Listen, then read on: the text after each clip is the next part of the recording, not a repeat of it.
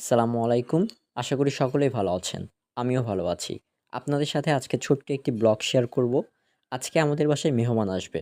আমার আম্মুর চাচাতো বোনরা সিলেট থাকে। তো সিলেট থেকে খুলনায় আসছে। তো তারা দীর্ঘ ৭ বছর পর খুলনায় আসছে। তো আমার আব্বু আবার আজকে বাসায় নাই, গ্রামে গিয়েছে। তো এর জন্য আমাকে বাজার করতে হচ্ছে। সবকিছু বাসায় রয়েছে। তো যেগুলো বাকি ছিল সেগুলো আমি কিনতে এসেছি। আমি শসা কিনে নিলাম, ঢেঁড়স কিনলাম আর হচ্ছে পটল কিনলাম।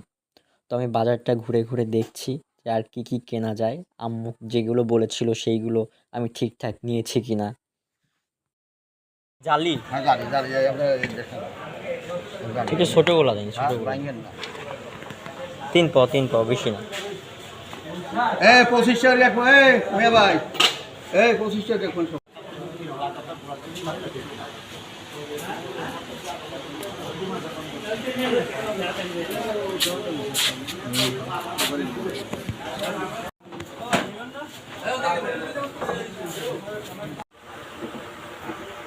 আধা কেজি দিন। তো এবার কিনতে আসলাম আদা। তো আমি আদা কিনে নিলাম এই দোকান থেকে। তো আদা কেনার পর আমি এখন চলে যাব বাসার উদ্দেশ্যে।